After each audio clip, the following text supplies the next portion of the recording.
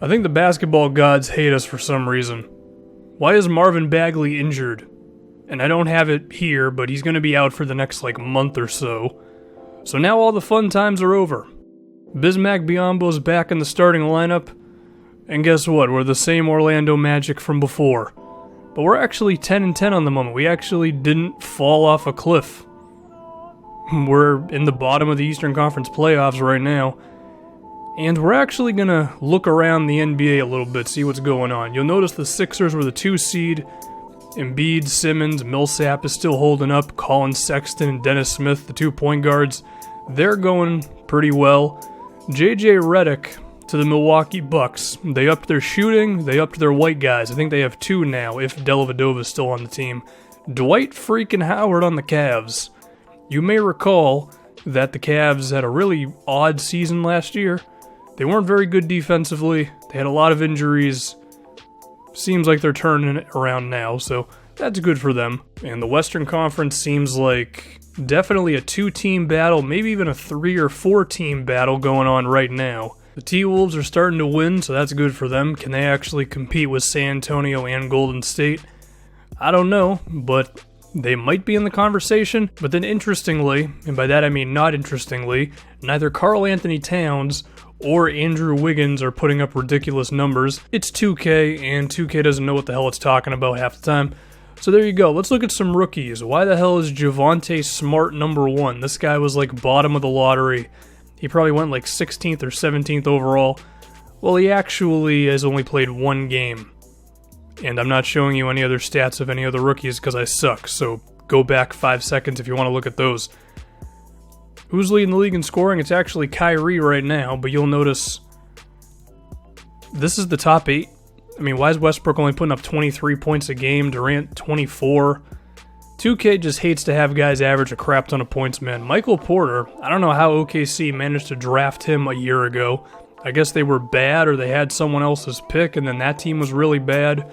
So Westbrook actually has his 2nd star, so that's good for them. By the way, I moved Carmelo Anthony to the Mavericks. They had cap space, so it kind of made sense, and I mean, he's there with Lonzo Ball and Noel and what, I don't know. I decided on the Mavericks, it just made sense. Now if you talk about us, Tatum is still making his 3-pointers, that's awesome, but Aaron Gordon's scoring is really being a thing. I mean, if you remember throughout this series, I've been talking about how I don't want him to be a big-time scorer just because I don't think he can really do that. I mean, he's kind of proven me wrong, man. 37 points against the San Antonio Spurs. I don't remember who the hell's actually on the Spurs at this point. I know Kawhi's still there, and I know Aldridge is still there.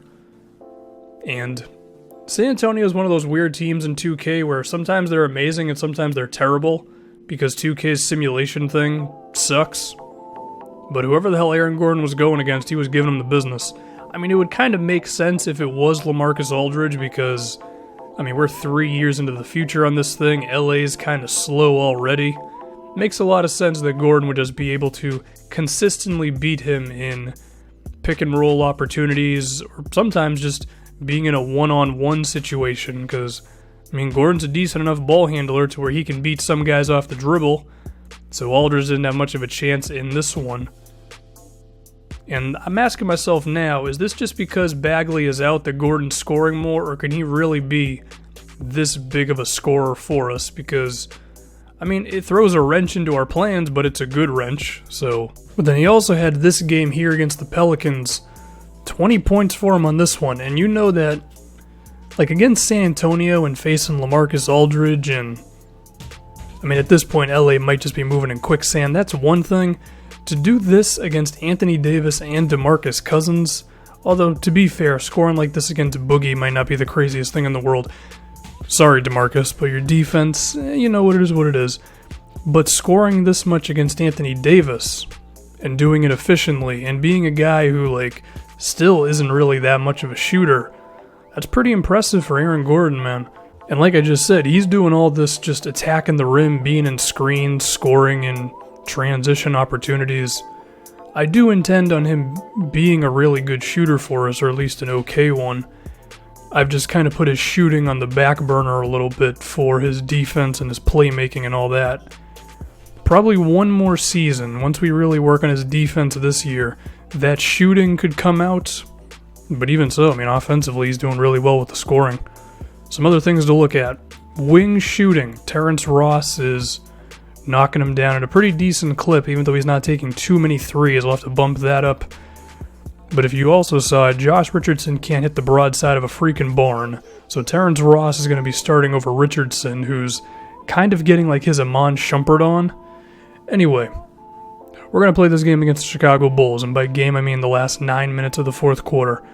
And this game, it was an interesting one because I definitely made some mistakes, but I feel like I learned a decent amount about this team moving forward for when I do play games. And when we make the playoffs, I will be playing games more often. As far as how I'm going to do it, I don't know yet. They won't just be full games every video because I think that gets kind of boring and it burns me out, but we'll find something. But anyway, a couple of the things I learned for us, well, you'll see it as it develops, but certain lineups that we can go to, ways that we can make our spacing better. You'll see what I'm talking about, but it's a 1-point game now. Does anyone know if Cameron Payne's ever going to be an actual point guard in the NBA? They traded away a decent amount to get him with Taj Gibson and Doug McDermott, and I don't know if it's going to do anything. You'll notice Pascal Siakam's in the game. I'm going to use his defensive versatility here to get a second defender, and DeAndre Ayton just made it anyway. That's a pretty ridiculous shot. The turnaround jumper, 2 guys over him, and now Elfrid Payton wants to miss a free throw. Listen, Elfrid, when the backup point guard is breathing down your neck for the starting job, it would benefit you to not miss free throws like that. We're going to gamble with Bobby Portis.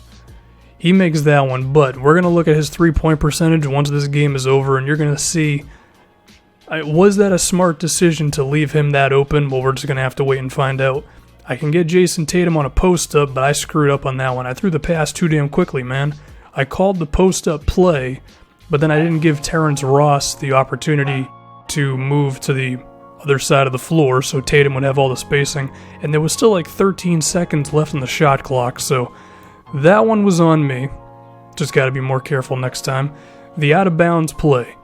If this doesn't go in, okay, it went in. You see, on your out-of-bounds plays, you have to be good. If you're missing those all the time, then you're a bad head coach and people yell at you on Twitter.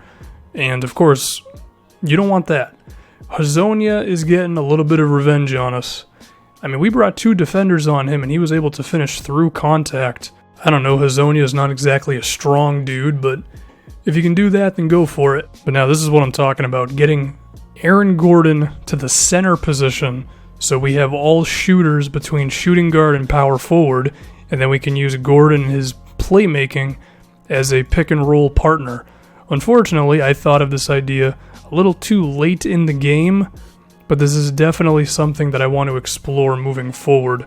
Kind of our own version of the small ball lineup of death, even though none of our guys are anywhere as good as any of the guys on Golden State, but that's okay. I mean, Gordon can definitely get up there more than Draymond can, so that gives us a lot of possibilities. And if you go back on that one, Jason Tatum was open in the corner. I could have hit him. We're going to force the ball out of Jimmy Butler's hands, and I don't know where Jason Tatum went. I think he got screened by like 2 different people. Hazonia's wide open. But we get to see another edition of our small ball lineup with Gordon. This time, I don't wait for the spacing to clear out, but I dunk on Jimmy Butler anyway. I think there's a lot of potential for that.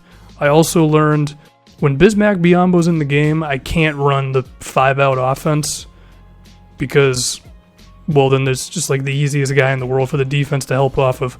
So we lose this game, but I do think we learned some good things, and I think overall we're making decent progress. Gordon's scoring is surprising me. I like the idea of him playing center a lot. As far as the point guard battle, Peyton is still holding on to it. Duval didn't make it obvious. And look at Bobby Portis, 3-point percentage, 21%. So we made the right basketball decision. He just hit the 3.